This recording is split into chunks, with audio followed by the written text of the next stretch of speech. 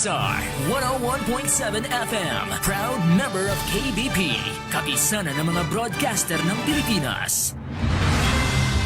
Disclaimer, ang mga pahayag, komento, pananaw o opinyon ng anchor at mga panauhin sa programang ito ay hindi opisyal o personal na pahayag, pananaw o opinyon ng DWXR 101.7 FM at sa management and staff ng himpilang ito.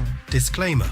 The views and opinions expressed in this program are those of the speakers and do not necessarily reflect the views or positions of DWXR 101.7 FM management and staff. Narito na ang makabagong uri ng balitaan at talakayan sa radyo. Balita at talakayan. Balita at talakayan. Hihimay ng mga isya, talakay ng mga maiinit na usapin. Maglalahad. Punto por punto. Balita at talakayan. Tambalan, Sandy Soriano at Dom Lago. Alas 12 ng tanghali. Lunes, Miyerkules at Biyernes. Kasabay ng inyong tanghalian. Balita at talakayan. Dito lang sa himpilan ng DWXR 101.7 Kalahi mo FM. Balita at talakayan. Yes, magandang tanghali po sa lahat ng nakikinig at sumusubaybay sa programang Balita at Talakayan. At nakalive po tayo at maririnig niyo po ito sa 101.7 Kalahi FM Radio. At siyempre, meron din po kami sa sa Facebook page sa Kalahi din po 101.7 at meron din po kami sa YouTube. Papanood niyo po yung programa namin Siyempre, bago pa tayo magsimula, pakilala ko muna yung aking kapartner dito. Magandang umaga, partner, at sa lahat ng tagapakinig ng amin pong himpilang 101.7 FM. And of course, particular po sa aming palatuntunang balita at talakayan. Ayan. Medyo mainit. Mainit ang panahon. Maalinsangan. Oo. Kahapon pa, partner, talagang, alam mo, medyo pabor din ito doon sa iba nating kababayan. Bagamat noong nakaraang mga linggo ay nakaranas tayo. Doon napakalakas namang ulan na mukhang doon na yata binuhos yung pang-isang buwan. Pang-isang buwang tubig, Oo, pero bagamat na bumaha, nakatulong din naman sa ating mga magsasaka yung tubig na binagsak, Oo, pero meron tayong mga magsasaka na nasalanta rin yung kanilang kabuhayan dahil doon sa bigla at malakas na pagbuhos ng ulan na rumisulta ito doon sa mamalawakang pagbaha, in particular dyan sa bayan ng Pinamalayan at dyan po sa bayan ng Pola na kung saan nag-declare ito ng state of calamity yung bayan ng Pinamalayan dahil binaha sila. Alam mo ba yung mga binaha pa mismo? Puerto Galera, di ba? Binaha Puerto Galera. Yung mismong yung mismong proper ng Pinamalayan yung binaha. Oo. Nakita mo naman yung mga nakikita nating video sa mga social media, nakita natin yung mga binahang lugar. Talagang mukhang at saka partner dito na-testing yung ating mga protection deck. Lumitaw yung mga ampaw na mga nangyari. ampaw. Nangyari. Kaya ngayon may mukhang ginigisa sa Senado yung mga kinatawan ng DPWH. Dumanoy merong mga projects na in-implement na hanggang sa papel lamang. At di ba, at sabi mismo ng taga DPWH na yung master plan doon sa flood mitigation program ay hindi yun nasusunod. Hindi na implement. Kung meron man noong mga pondo, balita nga, base doon sa investigasyon ay merong mga pondo na donation from other countries na ilang milyong dollar yun. Para doon sa master plan ng flood mitigation program ng ating Metro Manila. Ay hindi naman nagamit. At sabi ng taga DPWH, parang ang pinunduhan lamang yung ilang mga priority project ng DPWH para doon maibsan yung pagbaha. Pero partner, mukhang ito yung iniimbestigahan niya sa Kongreso. Yung mga perang mukhang hindi na malaman kung saan napunta. Katulad ng sinasabi mo na na mga aid, yung mga foreign aid. Foreign aid. Nasaan ito? Oo. Oh, at bakit parang unsisi ngayon kung saan-saan, ha? Kung kani-kanino at kasama na diyan yung yung pagdami yung lumutang ng mga basura. Oo. Ang basura lagi naman naandyan Alam naman nila 'yun. Bakit hindi nila nasolusyonan? At Alam saka- namin nila magtatagulan At saka in fairness naman po doon sa DPWH, dahil sila mismo nagsabi paano ho namin maproteksyonan, mapaayos itong mga silted na ilog dahil wala pala silang pondo for maintenance ng kanilang mga heavy equipment para ito'y tumakbo ng maayos. Ang tanong, saan napapapunta ang pondo? Dahil may pondo naman ang departamento. Isa ito sa may pinakamalaking pondo na sa tuwing nagkaroon ng pag-aaral itong national budget natin, isa sila sa may pinakamalaking pinupunduhan. Saka nabanggit ng Pangulo yan, di ba? Doon sa kanyang SONA. Oo. Bago bumaha. Pinagmamalaki niya yung mga project sa yung mga flood mitigation project. Pero kinabukasan di ba? Biglang bumaha kaya parang nagkabistuhan Sinubok ng panahon. Sinubok. Oo. Iba yung sinasabi doon sa nangyari. Oo. Kaya sabi nga nila dapat daw ang naging batayan sana ng mga flood mitigation project doon sa pinaka-master plan ng pag-aaral diyan sa pagbaha ay yung nangyari noon ng tawag dito yung Nona ba yan? Ondoy. Yung Ondoy. Oo, yung Ondoy. Dahil isa sa mga naapektuhan noon ay may pinakamalalim na pagbaha itong part ng Marikina. Madami namatay diyan, Madaming partner, namatay. sa Marikina. Oo. So dapat daw isa iyon sa mga pinagbasihan na kung magkaroon man ng mga flood mitigation project, dapat yun ang pinakapagbabasihan natin na mas malaki pa ang dapat ine-expect para maproteksyonan yung buong NCR. Yan ang problema para sa atin sa ating gobyerno pagka gano may nakita na ganung sitwasyon, mukhang pinababayanan, hindi tinitingnan na bilang isang karanasan. Oo. Na baka pwede mangyari uli 'yun. Oo. So anong solusyon do sa na dapat gawin? Oo. Na para hindi na maulit yung ganung pagbaha. Oo. Nakita na di ba? Nakita nila bumaha ng ganung kalaki. So bakit naulit? Hindi man ganong kalaki pero kita mo ulan, ilang ulan pa lamang 'yun at may kaunting kasamang sama ng panahon. Oo. Halos magpares na sila nung Ondoy. Oo.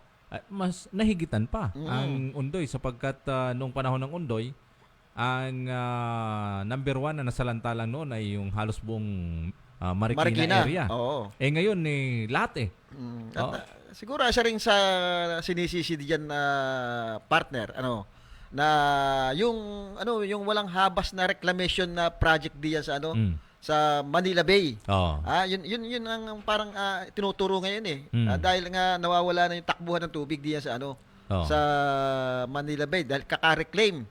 Maaring may katuwiran. Maaring mayroong kinalaman. Hindi pero pinag-aralan ng gusto yung sitwasyon ganun. Oo.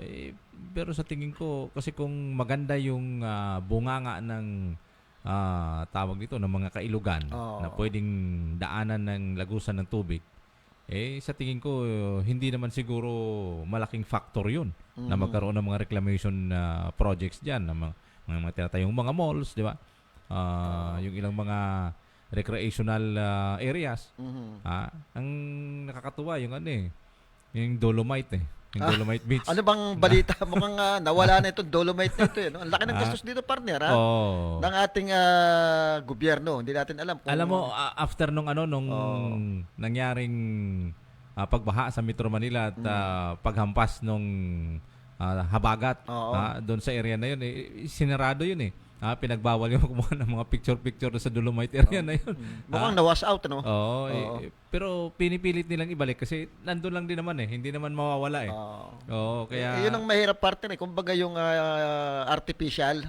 Kumbaga babalik at babalik yan doon sa dati. Oo. Pero at least, malaki rin man naging pakinabang at may mga nakinabang doon sa mga naturang project na. Sa bawat proyekto, partner, talaga may nakikinabang. Yan kaya tingnan mo, partner, nabanggit mo yung mga proyekto.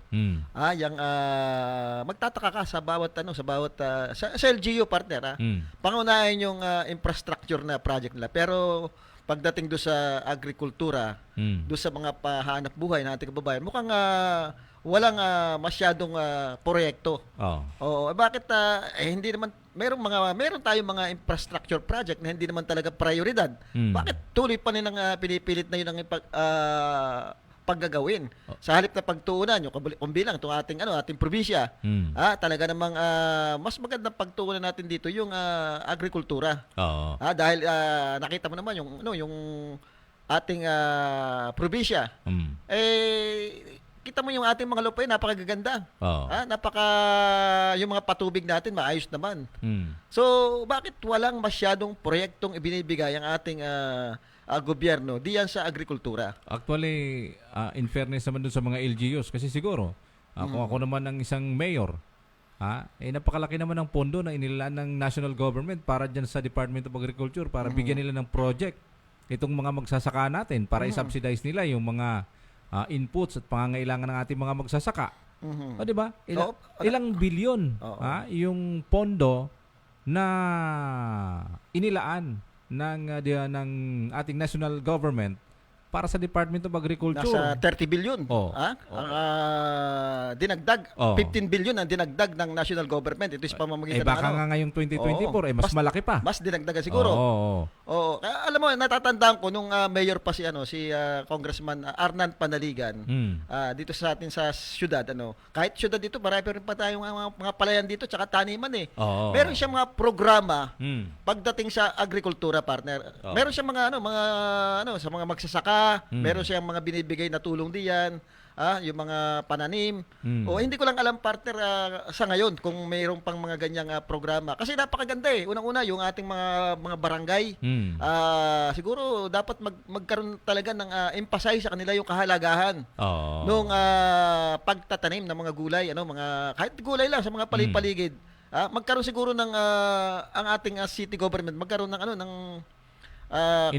initiative na yung pag may mga papremyo doon sa makakapagbigay ng magagandang ani sa bawat barangay. Siguro sisipagin ito mga ito ang kagandahan doon, partner, pagka sinipag ito, talagang nagtagumpay yung taniman ng mga gulay, bawat barangay, magtayo ka ng isang bagsakan diyan. Pwedeng pakinabangan ng ating mga kababayan na walang trabaho sa barangay. Hindi yung lagi lang nakaasa sa ating sa ating gobyerno sa pamamagitan ng mga ayuda.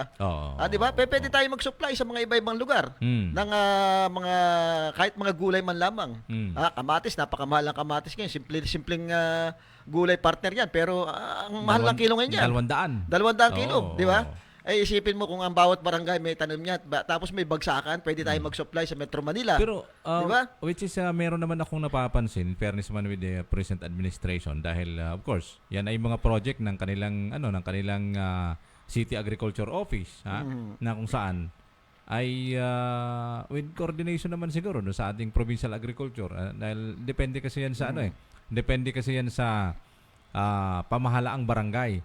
Dahil kung magkaroon man ng project na ipopropose ng isang City Agriculture Office, kung wala namang available doon sa isang barangay para doon sa gulayan. Pero may mga nakikita ako kasamang sandi. Katulad dyan sa Managpe, mayroong gulayang barangay dyan. May nakikita ko. Last, nag-harvest sila ng talong, sitaw, at kung ano pa. Pero tuloy-tuloy, may nakikita ako. Siguro naman, ay ito'y malaking kapakinabangan para dun sa ating mga kababayan. Kung lahat sana ng barangay na pwedeng pagtaniman at mayroong available na mga lupain na pwedeng lagyan ng mga ganitong uri ng mga gulay, napakalaking tulong nito sa kahirapan ng isang barangay. Alam mo, parte pwede. Merong pera ang bawat barangay, tsaka may pera ang bawat LGU. Makikita mo, partner, yung ating mga barangay, yung mga barangay natin, halos tatlo na yata ang building na tinatayo din. Ibig sabihin, may pera. Sa halip na yung building na, hindi naman lahat napapakinabangan yung building Ilan lang yung napapakinabangan doon. Bakit hindi lagay ang pondo doon sa mas papakinabangan ng ating mga kababayan? Isa na nga yan, yung sinasabi natin, yung pagtatanim. Ng magkaroon ng sa halip na yung magpalaro ka ng mga basketball diyan, may mga premyo. Siguro mag-ano ka ng parang paligsahan kung sinong mas maraming aanihan at merong silang gantimpala Oo. Adi sisipagin niya mga yan. Oo. Ay, Oo. kasi ang involved dun sa mga sports, ay itong mga kabataan natin. Oo. Kita mo naman sa school ngayon. Wala nang trabaho ngayon yung mga kabataan. Paano pa sila matututo mag-garden? Ayan. Dahil Oo. ito'y isang puna doon sa ginagawa natin. Kasi katulad ng ginagawa ng mga brigada eskwela na yan, na dapat ang maglinis sa palibot ng campus ng school. Katulad sa mga high school, kaya naman ng mga kabataan yan eh. So bakit i-involve ang mga magulang doon sa brigada eskwela na yan? Naaabala pa. Naaabala pa. Partner nung kapanahon na namin, mga 80s, talagang mga estudyante yung naglilinis kahit nung Oo. elementary kami, naglilinis ng mga room, mga estudyante. Oo. Hindi kadami ang mga magulang diyan dahil abala, naghahanap buhay ang mga yan eh. Oo. Oo, tapos may budget naman talaga yung ang laki ng budget naman ng DepEd natin ngayon. Oo. So bakit kailangan i-involve mo pa yung mga magulang diyan sa mga brigada eskwela na yan? Oo. Although maganda yung layunin nung mga ganitong uri ng aktibidades. Pero ito na may tingnan na ho natin kasi yung mga high school na kabataan, okay lang siguro sa elementary. Dahil sa elementary, medyo yung mga bata, hindi nila kayang gawin yan eh. Siguro pwede nating involve yung mga parents nun dahil nandyan naman yung sa yung PTA na tinatawag, yung Parent Teachers Association na siyang pwedeng mamahala dyan sa kalinisan ng school. Pero doon sa high school, kalalaki na ng mga kabataan yan eh. Hindi ka pwedeng mag-request na lang na yung mga kabataan ito ang pwedeng maglinis sa campuses para yung mga magulang naman hindi na maaabala, di ba?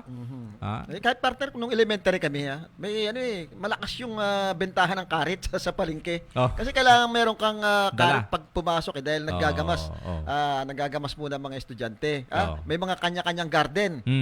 Yan sa Adriatico Memorial School, diyan tayo nagtapos ng elementary Ay nung una, ang daming garden diyan sa lugar na yan at napapakinabangan kasi sa ang mga estudyante talaga merong tinatawag rin practical arts na kung saan doon itine-train yung mga estudyante. Sa lalaki practical arts, sa babae yung home economics. Sa lalaki tinuturuan ng carpentry, yung pagtatanim ng mga gulay, paghawak ng mga martilyo, paghawak ng lagari. Sa babae tinuturuan magluto, tinuturuan manahi.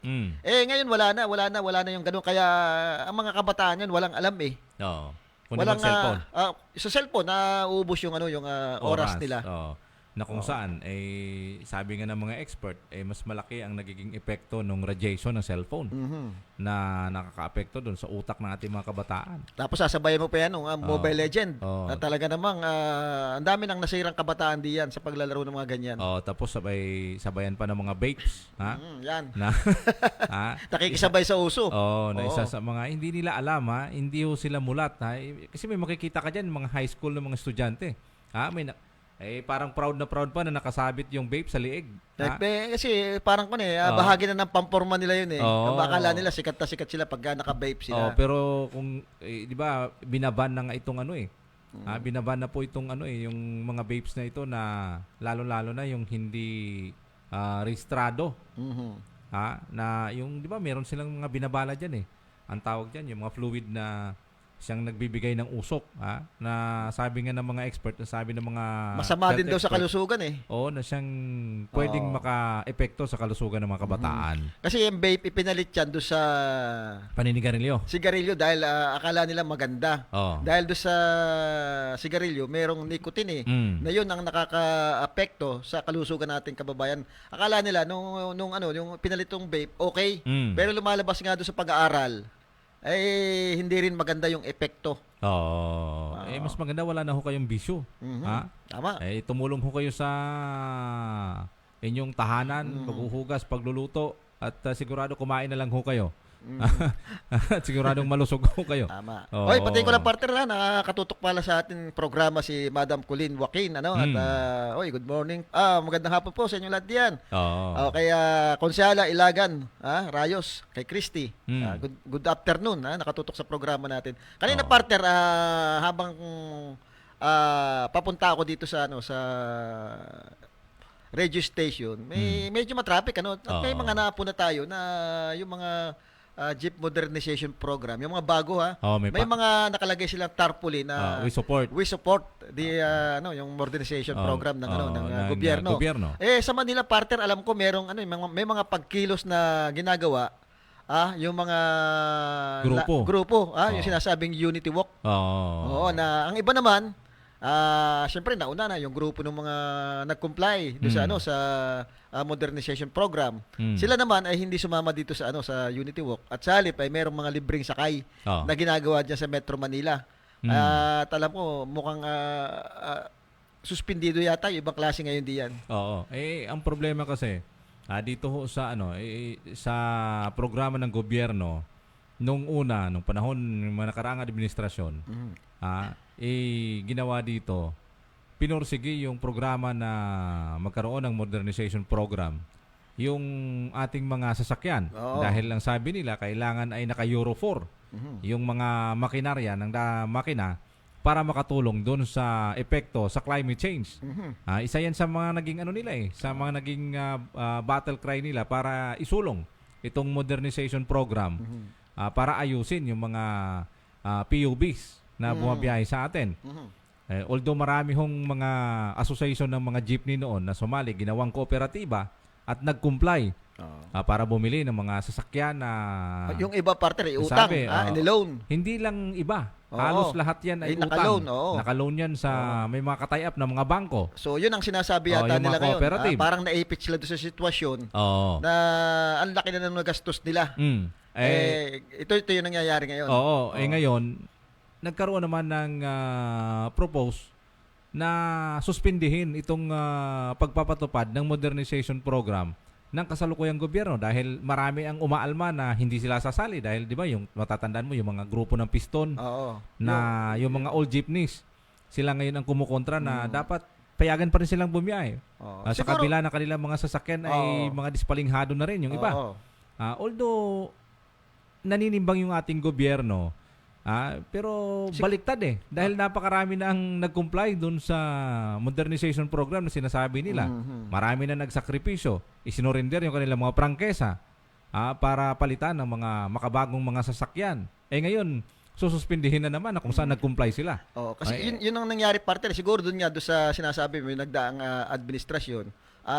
Talagang sinusulong ito. Bagamat nakikita na noon ng iba na may magkakaroon niya ng problema. Ang modernization program, kumbaga hindi pa prepare. Although talagang doon na pupunta kaya lang hindi pa prepare yung ating mga driver o mga operator na talagang ipatupad yung yung modernization program. Siguro isa pa, kaya yan ay pinapacancel ngayon dahil nakita yung may mga anomalya din na nakikita diyan na ang mahal nung bawat unit yan at ikaw na rin partner na nagsabi na talagang ang iba dyan, halos lahat dyan naka-loan. Malaki yung loan, mahal yung pagbili nila compare naman dito, may nakikitang magandang alternatibo dahil mismo dito sa atin may mga local manufacturer na gumagawa talaga ng murang sasakyan katulad ng Francisco, kayang-kaya, mas matibay pa daw, di umano dyan sa mga mga ini-import ngayon galing China. Isipin mo itong galing China, sinasabi mo na nasa 3 milyon ito. Samantalang mahigit pa samantalang itong nag-o-offer itong ating mga local manufacturer na magagaling gumawa ng sasakyan, nasa mga 800,000 lamang. Isipin mo kung dito lahat bibili niyan, mag-agree tayo doon sa modernization program. Doon naman talaga tayo pupunta. Kailangan na natin yan. Yun ang sinasabi lang naman nila, yung tumututob diyan, hindi pa tayo handa. So paano natin na paano natin na dito lahat kuhunin yang sasakyan na yan, 800,000. Mga ganun lang, sabihin natin 1 milyon. Bakit malaking tulong yan sa ating bansa dahil isipin gaano kalaking trabaho ang ibibigay niyan sa ating mga kababayan kung lahat dito gagawin niya mga sasakyan na yan at hindi na natin i-import yan. Siguro nakita siguro doon napakamahal, baka may patong. May patong yung import ng mga sasakyang ito.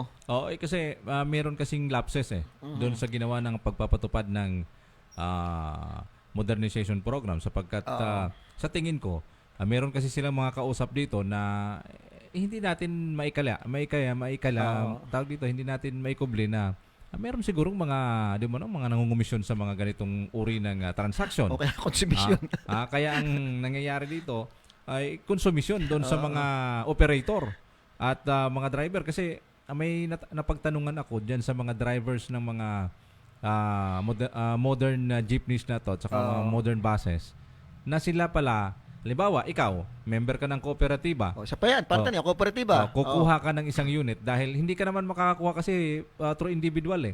Makakakuha ka, makapag-loan ka sa bangko, Pag nasa kooperatiba ka. pag member ka ng cooperative. Oo. Dahil ang cooperative ang maglo-loan ng sasakyan, nakapangalan yung sasakyan mo doon sa cooperative na ikaw mismong empleyado na nagbabayad.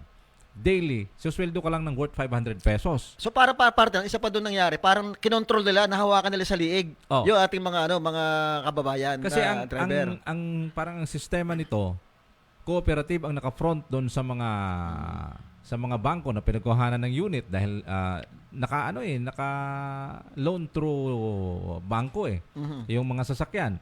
So si cooperative ang mag-ooperate ng naturang pagbabiyahe. Ikaw na dapat na na may-ari talaga. Sabi nga nila hindi mo may uwi yung sasakyan dahil hawak ng cooperative yung sasakyan. Daily nagbabayad ka. Babayaran ka lang ng cooperative ng almost 500 pesos na ikaw ang magmamaneho ng sasakyan mo. Siyempre, Tapos the rest ng kita, mapapapunta ngayon sa isang cooperative. Parang ganun yung ginawang sistema nila. Siyempre, mabigat partner nun dahil parang nakapitan na sila liig. Pag mayroong mga national issue, may problema doon sa mga katulad mga pamasahe, mga hindi na sila makakapalag dyan dahil unang-una, hawak na sila ng kooperatiba Kaya sa tingin ko, merong mga lapses dito merong mga pagkukulang. Na siyang, kasi alam mo naman, pagka ang hanap buhay mo ay ganyang sistema talaga, kailangan mong pumasok dyan. Although siguro, sa tingin ko, baka may mga nangangapital din dyan. Meron din mawawala, partner. Kasi kung makikita mo, ang ating gobyerno laging doon nakatutok sa doon magtataka kayo, laging sa importation. Importation na sasakyan, ini-import natin. Samantalang, bakit hindi mag-isip na gawin dito sa atin? Yung ating bigas, di ba? Importation din ang lagi solusyon. Anong meron sa importation? Yan bagang mga yan na hindi kayang solusyonan yung mga problema na yan dito sa atin sa loob ng bansa. Kasi yung 'di ba yung sa jeepney modernization, parang may narinig din ako nung panahon ng mga yung nagrereklamo sila Francisco na bakit kaya naman nating i-belt dito yan. Magaganda pa nga, nakita ko, partner. Tsaka mas matitibay pa. Yung yari natin para hindi na mawala yung disenyo ng talagang identity. Yung icon, yung icon. Identity ng Identity. sasakyan ng mga jeep na made in the Philippines na pwede namang i-upgrade yung mga makina na pwede halimbawa mag-import ng mga makina galing Japan. May Egypt, mga electronic Egypt nga ng Francisco na ginagawa ngayon. At saka pwede bumili ng mga Euro 4 na mga makina na dito i-assembly sa Pilipinas na mas mura ang halaga. Ang hindi lang mas mura, partner. Kung yun sinasabi natin, makikinabang yung ating mga kababayan doon sa trabaho bibigay niyan. Gaano kadaming jeep ang gagawin para masupplyan mo yung mga yan? Ang problema dito, hindi kasi natin alam kung ano yung mga kasunduan nila. Cash. Sa mga ganitong sistema, kailang ngayon, tingnan mo na naiipit ngayon yung mga jeepney operators, yung mga nag-convert na doon sa modernization program na tumupad sa kagustuhan ng gobyerno. Tapos ngayon sila naman yung parang nawalan sila ng tawag dito, parang nawalan sila ng karapatan doon sa dahil sumunod ka na't lahat. Parang tapos parang kayo ngayon ang may ipit na yung mga hindi pumayag ay pagbibigyan na naman natin, di ba? Parang di ba parang kayong urong sulong na parang kew-kew lang ba ang pagpapatupad ng mga ganitong uri ng batas, di ba? Siguro yan kaya pinatigil siguro yan ng kaya mukhang pinapag-aralan pa ng husto. Actually hindi naman talaga suspension lang naman ng pinopropose. Kaya lang ay dapat tumbukin nila kung ano ba talaga, bakit sususpindihin natin, ano bang pakay, ano bang pag-aaralan, ano bang gawing investigasyon dito. Bakit ipapatigil, di ba? Wala kasing malinaw walang malinaw na sinasabi ang ating gobyerno. Kasi nga, partner, sa tingin ko dahil sa simula pa, parang parang may mga anomalya na diyan Hindi talaga pinag-aralan yan at ang inisip diyan kung paano kikita. Kasi importation hindi pinag-aralan ng nakalipas na administrasyon na pwede naman Kung talagang gusto nating i-modernization yung ating mga jeepney, meron tayo dito mga local manufacturer na pwedeng gumawa ng sasakyan. Yun ang hindi nila na talagang binaliwala nila dahil mas gusto nila mag-import ng mga sasakyan galing China. Oo, kaya Oo. hindi natin alam kung sinong mga nalalangisan kasi sa mga ganitong uri ng programa ng ating gobyerno. Pero dapat kung meron man ho kayong bakay para kung meron man hong suspension dito ho sa pagpapatupad na ito, dapat madaliin para malaman ng ating mga kababayan, particular sa mga miyembro ng cooperatives na bakit parang nagiging malabnaw ngayon ang ating gobyerno dito sa samantala nun napaka-eager nila para ipatupad ito hong modernization program sa ating transport sa ating transport operators, di ba? Okay, partner, Yan ngayon naandun merong mga pagkilos na ginagawa sa Metro Manila. Awan ko nationwide yan dahil dito meron din Oo. sa atin sa Siyempre, lahat ng mga nag-comply doon sa modernization program ng gobyerno, sasali yan. sasali. Kasi dahil apektado sila. Oo. At saka kumbaga naroon na sila Oo. Gumastos ka na, halimbawa, ikaw operator ka, ba't hindi ka sasali, di ba? Para kaya ang problema nito, mukhang dinadaan sa sa dahas ng ating gobyerno dahil yung mga Unity Walk na gagawin sa Metro Manila, hinaharang ngayon ng mga kapulisan para hindi makapasok doon sa University Belt. Itong mga grupo ng mga sasali doon sa Unity Walk na sinasabi na mga tumupad doon sa modernization program ng gobyerno. Parang unfair samantala nung nagkakaroon ng tigil pasada itong mga hindi nakapag-comply dun sa modernization program, parang hindi naman ganun kahigpit ang ginagawa ng gobyerno. Hindi natin alam sistema kasamang sandi. Bakit ganito ngayon? Parang bumaliktad Bumaliktad yung sitwasyon.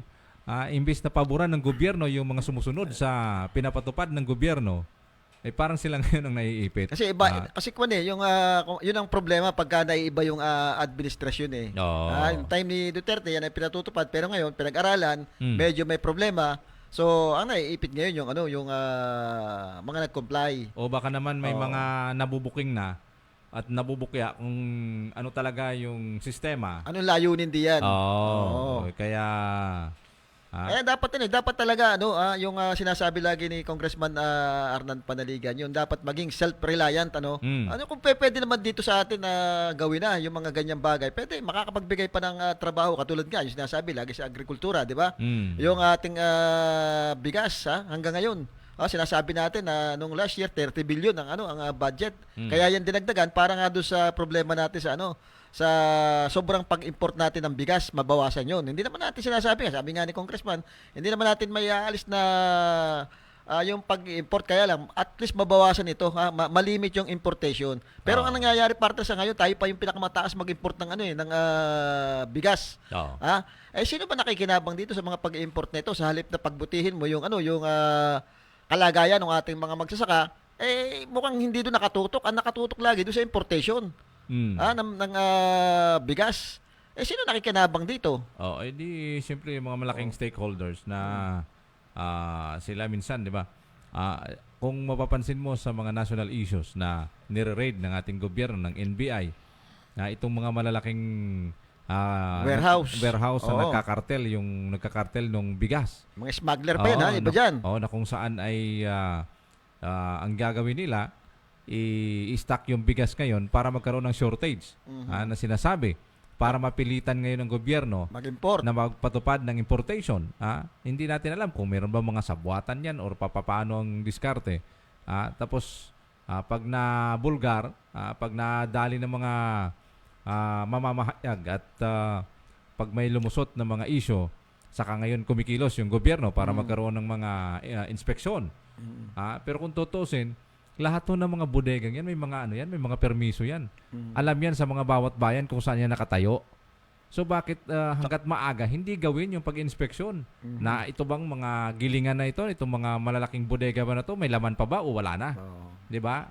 Yung stock ba nila dapat magkaroon ng yan, ng tawag dito ng auditing na ilan ba yung stock ng mga kaya bang ikonsumo? Kagaya sa probinsya sa lalawigan ng Oriental Mindoro, kaya bang i-provide yung pangailangan ng taga Mindoro na para hindi naman maapektuhan ng ganito kamahal na klase ng bigas. O magkano ba ang laman ng stocks ng NFA na pwedeng ilagay dun sa ayuda para dun sa Kadiwa stores na mapapakinabangan naman ng ating mga kababayan. Ha? 'Di ba dapat meron silang ang tawag doon yung pag-audit, 'di ba? Tawag dito. Ganun dapat pinag-aaralan ng mga ahensya nyo yan eh. Oh, yung partner niya, 'di ba, yung rice tarification law, yung pinatupad nung time ni Pangulong Duterte din. Yung rice tarification law na inakda ni Senator Cynthia Villar. Na talaga naman napag-aralan na hindi ito nakatulong sa ating mga magsasaka, no? At ang nakinabang dito ay yung mga mga malalaking negosyante, yung mga importer. Ang nabalita, matagal na rin namin dinidiscuss ito eh. Meron din tayong nakakausap nung panahon na kasagsagan itong rice tarification law na wala nang control yung yung pag-import. Lahat kung open. mayaman ka, open, mag-import ka na kahit gaano karaming bigas. Hanggat Alam mo, partner, hanggat ka nabigyan ka ng permit for importation, tuloy dahil may pera ka. May pera ka. Alam mo, partner, may mga report tayong natatanggap na itong Mindoro mismo yung malalaking traders dito, sa halip na nagtataka daw sila, bakit daw yung mga bigas, sa halip na iluluwas mo, pabalik daw yung bigas. Dito yung mga bigas na galing na imported, mura lang kasi ang kuha dito, na pagdating dito, nire-repack na. Hindi na naman natin sasabihin kung sinong mga negosyante ito, pero meron tayong impormasyon na talagang nagkakaroon ng pagre-repack galing sa kabila at sa halip na pagluluwas, pabalik yung mga bigas dito, nire-repack at ginagawang commercial rice. Mas mahal. Hindi naman nagmura yung bigas noon nung panahon na yon. Hanggang ngayon, di nagbumura ang bigas. Kaya nga isa yun sa mga naging basis nila Congressman Panaligan para magkaroon ng revision itong Rice Tarification Act, di ba?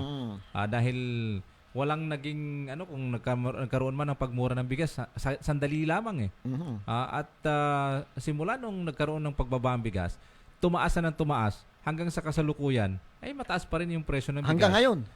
Na kung saan, tama ka dahil napapansin din natin noon yan, may mga nakapagsabi sa akin na yung mga malalaking traders dito sa lalawigan ay open sila para bumili ng pag-i-import ng bigas mula sa ibang lugar, mula sa ibang bansa. Nang kanilang mga trucks ay lumuluwas, ang karga ay bigas Mindoro, pagbalik, ang karga naman bigas pa rin. ay bigas pa rin na imported rice. At di umano, sabi ng mga ilang mga insiders natin, ito'y hinahalo. Nagkakaroon ng paghahalo ng imported na bigas doon sa mga local rice natin at nire-rebag o parang nire-remill nila para magkaroon ng magkaparehas ang mukha ng bigas para hindi kasi kung ikaw ang kumakain nito kasama sa Metro Manila, pag sinabing bigas Mindoro, maganda yan although hindi nila alam kung paano ba ito ginawa sa Mindoro. Katulad niyan, may nababalitaan tayo na nagkakaroon ng mga paghahalo ng imported doon sa local rice natin, tapos itinatawid ulit sa Metro Manila, binebenta as local rice ng Mindoro. Tanda mo, partner, tanda mo yung sa palengke hindi na nilalagay kung anong klaseng bigas yun. Kasi halo-halo na nga Kaya, di ba, bawal nang ilagay yung kung anong klaseng bigas. Basta may mga classification na lang sila. Yung well-milled. Well-milled, ganun, di ba? Kasi halo-halo na nga sila Hindi mo pwedeng sabihin, dinurado ito dahil halo-halo na. Kaya Kaya yun ang nangyari, partner. Ito pa, isa pa, partner. Dito, meron tayo napansin itong National Food Authority natin, NFA. Maganda yung presyo ng nung palay nila. Pero napakahirap. Sabi nung ibang magsasaka, pagka ikaw nagdala ng palay diyan, napakahirap mabili matanggap yung palay mo dahil ang daming hinihinging classification. At saka diba? meron silang tinatawag di umano na yung moisture content kailangan pumasa ka. Kasama partner 'yon merong paano minsan kahit na yung iba nga daw diyan talagang gaganda na tuyo na hindi pa rin pumasa doon sa sa classification nila Bakit? Yun ang nakakapagtaka So paano makakatulong sa magsasaka itong mga ito? Kahit mahal yung presyo ng bigas mo. Paano makakatulong yan kung hindi naman matanggap? Ang gaganda na may mga kumbaga tuyo na nagtataka sila. Bagsak pa rin. Baka naman meron silang mga baka hindi natin sinasabi. Baka may magandang usapan. Baka meron silang contact or sino talaga dapat ang kasi ang requirements lang naman, ang balita ko diyan, dapat wala na kasi silang hinihingi pa eh. Dapat kung Kasi- talagang pagtulong sa magsasaka yung dapat open yan. Open na yan. Oo. Kasi nga partner, 'di ba pagka pumunta ka sa nagtataka ka pa rin do sa mga rice trader natin. Pag nagbenta ka ng bigas, buburikihin yan. Sasabihin, may kahalo ito. Oo. Itong pala nyo. Pero pag binilad naman, halo-halo na eh. Oo. 'Di ba? So, parang doon pa lang na naluloko na yung ating mga magsasaka eh sa ganong sitwasyon. At saka, kung talagang requirements yan na ganito dapat yung bigas, ha? Kasi meron namang open ngayon yung mga dryer. Kung ikaw magsasaka, halimbawa, meron kang 1,000 kabang bigas, ibebenta mo sa NFA. O pag sinabi ng NFA na ito yung requirements, kailangan ganito yung moisture content niya. O di paano mo? Idaan mo dun sa dryer na tuyo ang bigas na ready to mill. O di ba? Di ba dapat papasa lahat yan? Dapat talaga. Kung ang purpose mo, tulungan yung mga magsasaka. Ang problema dito, hindi natin alam kung ano yung mga prerequisite na para ka makapagbenta kasi sa NFA. Siguro mas maganda malaman natin. Yun ang medyo tinanghali lang tayo kanina. Oo. Yun ang plano ko kanina, dumaan sa NFA. Para naman makuha natin yung information galing sa kanila. Oo. Kung paano ba talaga yung pagdadala ng mga palay niya. Kasi may nakausap ako ng mga magsasaka, talagang mahirap daw mabili yung diyan. Yung kanilang palay. Palay diyan. Talagang Oo. kahit na minsan do sa classification bagsak lagi. Oo. Ang mga nagtitinda. Paano ka kung sino lang nakakapasa diyan Oo. sa ganyang presyo? Baka yung may mga sariling dryer. Oo, tsaka siguro yung Mga big time. Baka may mga contact, may mga kakilala sa loob. Oo. Kasi kung titingnan mo naman yung ating NFA sa totoo lang, Baka yung mga nakasuot ng seko. Oo. sa totoo lang kagaganda, first class. Titingnan mo, first class na talaga yung bigas na kinukuha ng NFA, pero magtataka ka paglabas niyan. Ay ayaw mabili. At tinatawanan ng ating mga kababayan. Bakit ganun? NFA naman ika yan. NFA yan, pero pag binili nila talagang piling-pili yan. Talagang bago pumasa yan, napakaganda na ng bigas mo. Quality na yan. Oo. Bakit pag lumalabas hindi na maganda? Galing na sa NFA, halos ayaw anuhin ng tao. Ayaw. Tangkilikin. Oo. Kahit na dapat ngayon ang pipiliin dahil maganda na eh. Oo, dapat doon pa lang sa panuntunan, doon sa mga prerequisite para bumili ng palay, di ba napakahigpit na dapat ganito yung katayuan ng palay mo. Dapat paglabas niyo naman ng bigas, pag-aagawan din sa publiko yan, di ba? O dito tayo sa NFA kasi magandang bigas nito. Maliban na lang pag ibebenta niyo ng 25 pesos yan, baka pag-aagawan nga. Oo. Ay, pati ko lang partner, nakatutok sa atin si Konsyal Alan Manibo, nakikinig sa programa natin. Si Konsyal Christy, Ilagan, nakatutok din sa ating programa. At syempre si from National, parang Ronald Bula ay nakatutok sa ating programa. Sabi, mga pare ko, wala ba kayong helmet? Wala. Puro bukol na pare naaabot din eh. At saka naalala ko nga pala partner, meron kasi ako nababalita na itong ating programa ay ginagamit sa pangungulekta diyan sa mga illegal na sugal. Ay kami po ay nananawagan kung sino man po yang gumagamit ng pangalan ng programang Balita at Talakayan ay sumbong mo lang po sa amin at para may po namin sa kinauukulan, may parating. Kasi wala pong pinapayagan ang programang Balita at Talakayan para mangolekta diyan sa mga illegal na sugal na yan. May ka ba? May bagban ka yata. Oo. Mahirap na partner kasi baka mamaya puro mga pangalan na lang yung ginagamit. Nangyayari partner yan eh. Yung ganyan na may kumukolekta gamit yung pangalan ng mga kilalang media. Ito po, lalo na ngayon operation na yata ngayon yung mga peryahan. Alam ko bawal yan eh. Pero ang pwede lang pala sa peryahan partner, mga rides. Pagka nilagyan mo ng sugal yan, bawal na yan. Lalo na pag may mga minor de edad. Ngayon parang bakit pinapayagan yan ng ating mga nasa katungkulan ay mga otoridad. Which is ang mandato kasi ni President Bongbong Marcos nung kanyang State of the Nation address ay buwagin ang lahat ng mga illegal na sugal. Oh, yung pogo. Lalo na yung pogo. Ay, ang problema daw, paano yung mga malalakas kumain ng kwek-kwek? Ayun. Sabi ni Kwan, ni Edgardo Sapalyo, tropa mo yata ito. Ha? Oo. Paring Tom, good morning daw sa iyo. Gandang umaga, pare ko Paalala po kung sino man po yung gumagamit ay wala po kami kinalaman diyan. Oo, yan. Anyway, marami pa ho tayong pag-uusapan sapagkat napakarami ho ng issue dito sa ating bansa. Particular na ngayon sa issue ng ito nga, yung sinasabi natin na yung presyo ng mga bilihin na kung saan napakalaki ang itinaas ng tawag dito, yung yung problema natin sa kahirapan, na kung saan ay milyon-milyon ngayon ang walang mga trabaho kasamang sandi. Ayun, partner, ang malungkot na katotohanan yan. Kaya nga sinasabi natin, ang problema natin ngayon ay kahirapan, kagutuman. Bakit tutok pa rin tayo ng tutok sa infrastruktura? Hindi tayo mag-create ng mga paulit-ulit. Sinasabi natin, napakaganda kung magpo-focus kahit paano ang ating kahit local government yung mga bawat city, yung mga mayor magkaroon ng programa pagdating sa sa agrikultura.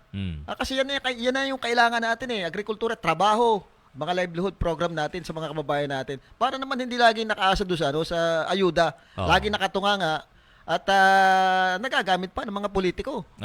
Kasi yung perang ibinibigay naman sa kanila, galing din sa kanila yun which is, di ba? Which is yung mga contacts katulad ng mga sa Doli Tupad ay parang dumadaan kasi yan sa sa mga elected officials mula sa barangay para magkaroon ng pagpili doon sa mga tao na pwedeng isali dito sa mga tupad na ito, dito sa 4Ps. Hindi ba po pwedeng ang magpapatawag niyan ay mga tauhan ng DSWD o ng DOLE para ma-identify yung mga talagang tao kung sino talaga nakarapat-dapat na mag-avail ng programa ng gobyerno na ito. Kasi ang alam natin diyan yung mga dapat maging miyembro ng mga Doli Tupad na to at saka mga 4Ps, ito yung mga tao ng mga poorest of the poor doon sa barangay. Na although okay lang dahil nandyan sila sa sistema na katayo ng buhay na dapat tulungan ng gobyerno bakit marami yung mga nakakasali na may mga kakayanan naman sa buhay, may mga trabaho yung mga anak, may mga maluluwang na palayan, may mga nakakalusot Kasi parte ng pagkakaalam ko diyan, ang pumipili niyan ay from barangay. Yung mga BHW, sila yung kumukuha ng mga data sa barangay kung sinong pagbibigyan. Ngayon ipapasa yan sa sa city, babalidate yan. Pati ng ng DSWD. Ang problema, partner, nakakalusot nga minsan kasi doon sa barangay pa lang may yung mga ibang kaibigan nagkakaroon na ng palakasan doon pagdating doon sa mga pagpili doon. So hindi rin naman alam nung minsan hindi rin nababalidate ng husto ng ng LGU. Yung mga nakapangalan doon ay pinapasa ngayon sa DSWD. Bagamat meron din namang nagbabalidate na DSWD, pumupunta rin ng barangay kung totoo ba yung mga indigent bagay yung mga bibigyan. Kaya lang, minsan nga, hindi naman nasasala talaga at napapasama yung mga may kakayanan. At saka sabi sa isang kaibigan ko from the DSWD, sabi niya, alam niyo sir, minsan okay lang din ipapatupad natin yung paghihigpit ng ganun. Kaya lang minsan may nakakasugupa tayo, nagagalit yung mga kapitan. Dahil mga tao nila yun na ganito. So, ang pinakamaganda siguro, partner, para sa akin, nasa halip na yung mga tupad na yan, yung mga 4Ps na yan, ibigay mo ng dole out do sa mga bigyan mo ng trabaho pang matagalan. May pera, may programa mayroong nakaalang pondo para diyan. Bigyan mo sila ng ng mga livelihood program bawat barangay. Na para lang hindi laging nakatunga nga sa gobyerno natin. Yung ibibigay. Minsan nagagamit pa kasi ng mga elected official yan, lalo na yung mga EPAL na elected official. Bibigyan sila ng akala naman ng galing dun mismo sa kandidato sa politiko, yung perang binibigay sa kanila, hindi nila alam, galing din yun sa mga buwis ng ating mga kababayan. Oo. So dapat talaga ibigay diyan pangmatagalang trabaho. Mm. Merong nakakapamigay ng pera eh. Oo. Merong pondo eh. Oo. Bakit hindi trabaho ng i-create nila? Oo. Ewan ko lang kung kasi meron tayong nakausap na isang naghahangad na silbi ito sa bilang isang public service, bilang isang public servant. Mhm. Na sabi gusto niya babaguhin yung kulay ng isang politika, aalisan ng kulay. Mhm. Papaano? Paano? Papaano aalisan? Oo. Titingnan natin although may mga punto na ganitong diskarte na gusto mo baguhin, pero papaano? Simulan mo muna sa diskarte mo. Ang dami kasi partner na na ngayon, filing ng October, ang daming nangangakong politiko. Daming aspirante Ang na daming gusto may aspirante, pagbabago. ang daming pangako na ganito na ang iba na may dapat nagawa na noon ay hindi nila na nagawa pero ngayon ipapangalandakan nila na pag sila'y bakit kailangan nasa posisyon pa sila? Noon ay nasa posisyon na para magawa nila yung mga bagay na yan.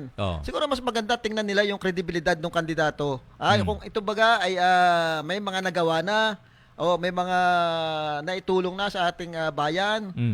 Tingnan natin, hindi yung sa pangako tayo aasa eh. Meron nga akong sa kilalang politiko partner talagang nung lumaban ito. Sa isang mataas na posisyon, ang pinangako niya yung tungkol doon sa kuryente. Talagang sabi niya susolusyonan. Akala ko lilibre yung kuryente natin. Susolusyonan yung problema natin sa paulit-ulit na brownout. Pero anong nangyari partner? Wala. Hanggang ngayon matatapos na yung termino, wala pa ring pagbabago yung ating kuryente. Kaya siguro kailangan tingnan natin yung nagawa. May nagawa ba ito? May pinangako ba ito na hindi natupad? Ang isang mababanggit ko diyan si Action Man si Action agad, 'di ba? Si dating Mayor Congressman Doyle Leachon. Napakagaling na naging mayor niyan. Talagang nakita mo yung malaking pagbabago dito sa ating syudad nung panahon niya. Bagamat nakadalawang termino lang ito eh. At pumunta na sa Kongreso. Sa Kongreso nakita mo naman kung paano rin yan. Nagtrabaho yan. Ang daming programa niyan hanggang ngayon nakatatak sa ating mga kababayan. Yung mga sinasabi nating orange card, yung City College. Nandiyan hanggang ngayon napapakinabangan. Yung ganun dapat ang isipin natin, hindi yung asa tayo sa mga pangako. Minsan kasi yung pangako ay isang uri ng pangako na hanggang doon lang at napapako. Bibihira naman ho kasamang Sandy yung yung mga politikong pinangakuan ka at tinupad pero dapat kasi alam mo minsan yung mga kababayan ho natin na narinig ninyo dahil nangako siya ng ganito yung isang politiko, wag niyo pong paghahanapan agad sa loob ng isang termino niya. Kung halimbawa ang pinangako sa inyo 100 pangako na ganito lahat, pwede niya humatupad yan yung 10 sa loob ng isang taon. Depende pa po yan sa kanyang kasipagan at diskarte sa pamumulitika. Pwede niya po yan pero kung halimbawa yung napangakuan kahit hindi agad natupad, tapos na yung termino niya at wala na siya sa posisyon. Pag umulit ho yan, ay wag na ho kayo magpaloko. Ang sa pa rin sa napakagaling na politikong nakilala ko si Congressman Arnan Panaligan. Talagang wala kang may pupula, napakasipag, pamula kahit nung mayor pa siya. Siya yung talagang kumbaga kung ano yung kalapanding ngayon ay dahil sa kanilang pagpupursige. Pupursige partner. Kita mo partner hanggang sa naging gobernador 'yan. Ang kagandahan niya kay Congressman Arnan Panaligan kahit nung mayor pa 'yan. Yung mga prioridad na pangangailangan ng ating kababayan talaga ibinibigay yung sa health, sa education. Sa health nakita natin nung naging governor 'yan. Time ni Congressman Arnan Panaligan na itayo ang new provincial hospital. At saka yung mga community hospital diyan sa South. Napakadaming project niya pagdating sa health. Kahit hanggang ngayon congressman siya, pag pumunta ka doon sa distrito niya, doon sa kanyang opisina, humingi ka ng tulong, pangangailangan mo sa medical na aspeto, ay talagang hindi nagdadalawang salita yung mga nasa opisina doon. Binibigay mo kahit na kulang yung mga requirement mo. Dahil may mandato ang congressman na ang nangangailangan ng tulong medical ay talagang pangangailangan yan. Hindi yan manghihingi sa iyo kung may pera yan. Di ba? Ang isa pa talaga masasabi natin talagang prioridad niya yung health. yung ating provincial hospital ay ngayon, 'di ba? Dapat na-convert na yan sa regional hospital. O kaya lang nagka-problema sa ating provincial government. Pero dapat kung ako, dapat na ipapatupad na yan ng mabilisan dahil pangangailangan yan ng ating kababayan. Yan yung prioridad na pangangailangan ng ating mga kababayan, yung mga ganyang bagay na proyekto. Ayaw mo ba ng maraming infrastructure na nilulumot lang? Meron partner yun na nga sinasabi sa atin partner diyan daw sa provincial hospital ay halos yung mga pasyente ay nasa pasilyo na. May mga picture tayo nakikita Pero yung katabing mga building, bakante naman yung mga pinagawa doon. So bakit hindi gamitin? Hindi naman para sa ospital yun. Pangangailangan partner kung yun, kung yung pinagawa mo noon. Baka gusto mo mag-lodging doon Kumbaga partner, sa halip na nagpagawa ka doon ng mga building, dapat dinugtong mo na lang doon sa ating provincial hospital. Ang problema nga kasamang meron silang ibang purpose meron silang ibang purpose Iba talaga pag infrastruktura partner. Kasi kung ito sinasabi natin paulit-ulit, yung mga priority projects dapat, yung mga priority na pangangailangan ng ating mga kababayan, yung dapat natin unahin. Ano ba ang una? Alam mo, pagka maganda ang kalusugan ng isang komunidad, masigla yan. Masigla yan. At syempre, pagka malusog ang komunidad, mas less yung problema ng ating gobyerno. Halimbawa, malusog ang komunidad, sagana sa pagkain dahil isang agricultural province ang Oriental Mindoro. Nandyan lahat. Tingnan mo, hanggang ngayon nananalasa ang ESF. Nagkaroon ng second wave yung ESF sa Oriental Mindoro na kung saan nung una dumapaho yung mga backyard racer natin ng pagbababoy, paghahayupan. Ngayon dapan-dapa na ho. Nag-second wave wala pa rin naman kasing vaccine yung mga hog racer nagbaka sakali ulit dahil may natitira tinamaan ulit. Speaking paano, hog racer nakatutok sa atin si kasamang Tito Porras. Ang sabi niya, makakasama sa lista kung kabatakan ng tagalista. Totoo yun, Totoo yun, sabi pa niya. Kabatakan ba talaga? Kabatakan, kaya, butante ko ito. Di ba? Sabi pa niya, ano kaya kung ang mga funds na yan ay ibibigay na cash, ang ibibigay ay solar energy light pang kontra sa brownout. Oo nga, partner, dapat may alam mo, tama si kasamang Tito Dapat talaga ang maging proyekto ng ating provincial government kayo total hindi talaga maiwasan yung brownout yung mga solar light bigyan yung bigyan yung mga kababayan natin. Bawat residente dapat merong may mga solar light Yung halagang yung halagang 2,000 3,000 solar siguro solar panel at saka solar lights, malaking pakinabang na yan sa ating mga kababayan. Kaya lang partner, pagka nag-solar light na yan mga yan, medyo bababa na yung sigil ng ng Ormeco. Hihina na yung kikitain doon. 'Di ba? Sabi ni kasama Ronald, ginagawang tamad ng gobyerno ang mga tao dahil sa tupad at purpose na yan. Totoo ito, partner. At sa totoo lang, partner, wala ka nang makuha katulong ngayon dahil dito sa purpose. Yun ang problema. Dapat talaga trabahong ibinibigay. Hindi yung dole out na bibigay mo na lang sa kanila. At saka sa katulong ngayon, merong salary standardization. Ikaw ang i-interviewin, partner. Hindi ikaw mag-i-interview. Ikaw, sasabihin siya, meron po bang wifi doon sa inyo? Di ba? Ikaw ang i-interviewin ngayon. Ilan ho ang aalagaan ko diyan? Ano hong gagawin ko diyan? Kaya pag wala ho ang wifi. Wala. Hindi pwede. Kaya talagang para sa totoo lang, yung ayuda, yung tupad, aywan ko ba't naging kultura natin ngayon, naglabasan ngayon yan. Sa laki ng utang natin di yan din kinukuha Iniutang nila sa ibang bansa tapos pamimigay lang yung pamimigay. Kawawa din yan, partner, yung mga mga nagbabayad ng tax, yung malalaki magbayad ng tax, kinukuha yan doon sa mga malalaki nagbabayad ng tax na at yun ang naibibigay din sa mga ayuda na yan. Hindi naman galing sa pera ng ng kandidato yan. Yun na lamang sa issue ng ng senior citizens tawag dito, 'di ba, yung pension. Mantakin mo yung may mga SS pension, yung iba pang pension nila sa government dahil nagtrabaho sila. Samantala yung kanilang pagiging senior citizen pension, hindi sila makakatanggap.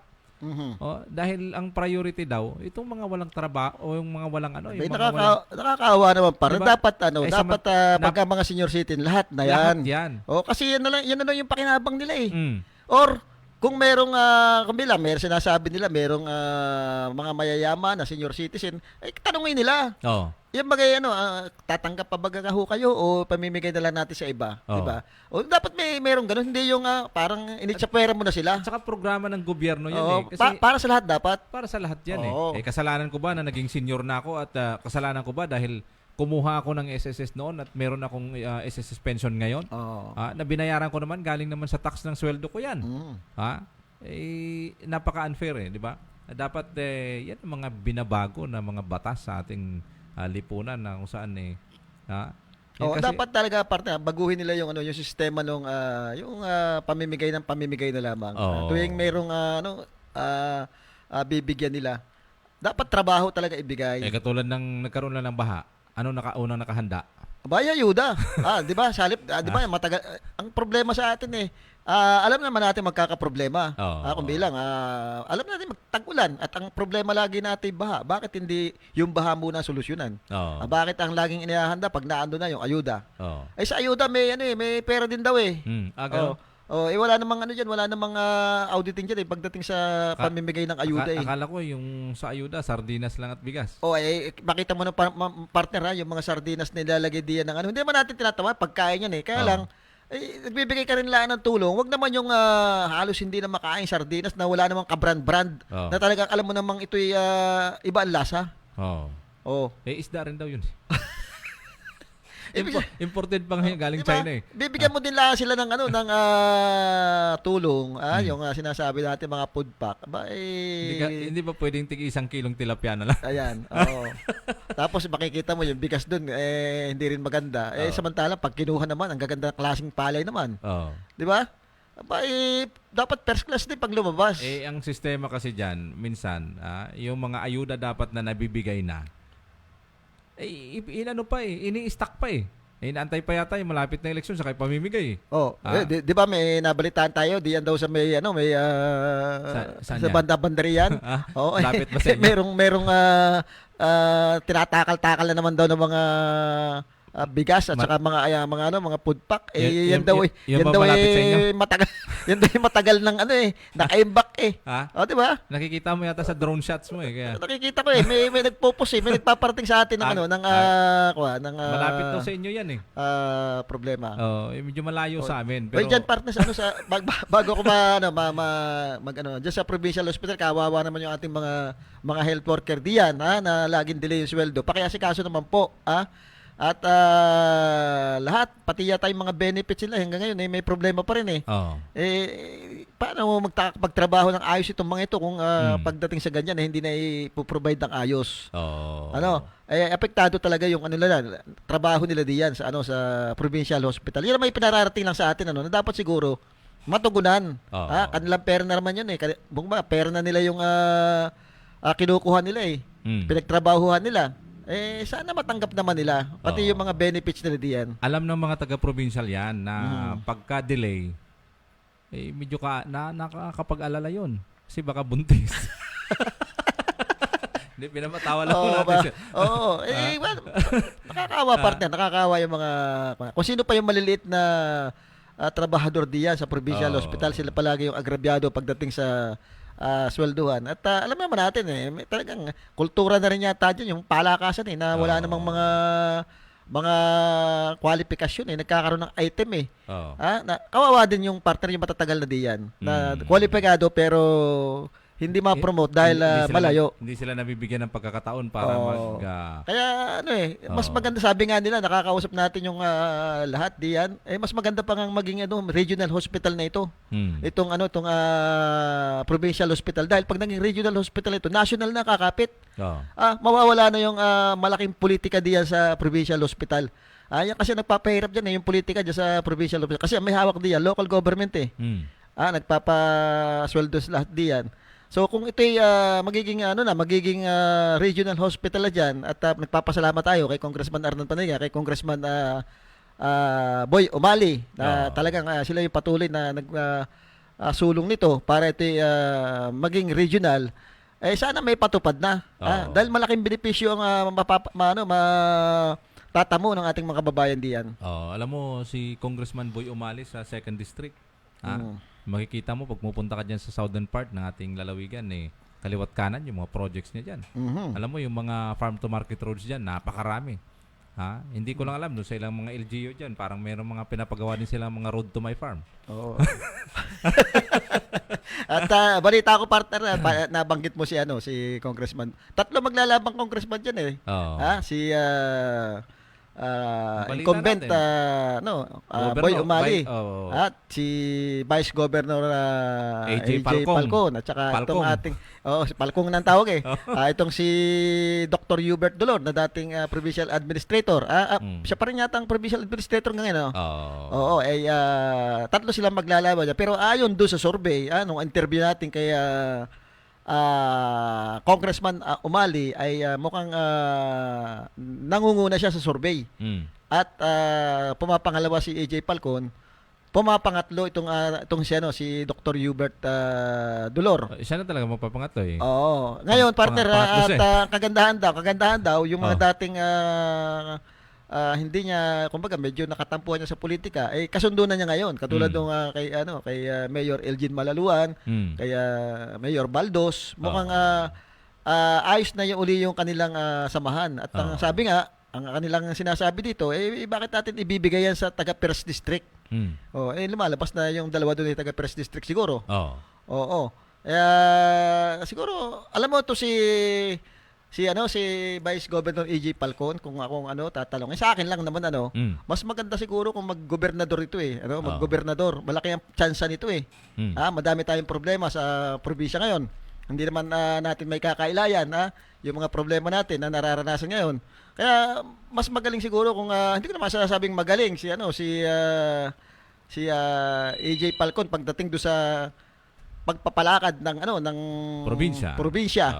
Pero may mga naman yan, may mga Hindi ka pwedeng doon na lang siya sa bahay ni Kuya. ayan. May mga naman yan may mga advisor naman yan At may posibilidad lalo na kung makukuha niya ang suporta ni Congressman Umali at Congressman Arnan Panaligan. Napakalakas ng endorsement nito ni Congressman Arnan Panaligan. Kumbaga pag nag-endorse siya nasa 90% na agad ang maano mo diyan. Tapos kung sasapi siya sa lakas in UCD, ay malaking bagay, partner. Pero siguro, titingnan natin dahil si Congressman Boy Umali, isa siya sa mga provincial chairman ng Liberal Party. Na hanggang sa kasalukuyan hindi yan kumakalas. Talagang talagang loyalist ng Liberal Party yan. Tsaka, parang siya yung the last man Si standing na Congressman Arna naman, talaga namang talaga naman lakas yan sa simula pa. Tsaka malakas. Talagang kwan yan. Pero wala na tayong oras kasama Sunday. Overtime na ho kami. Maraming salamat po sa inyong ginawang pagsubaybay ng susunod na araw ng aming programa. Sa ganito pa ring oras ito sa himpilan ng 101.7 FM. Okay, maraming magandang tanghali sa inyo. Maraming salamat po at abangan niyo po yung programa namin sa susunod na Miyerkules. Sa Soriano po, inyong nakasama.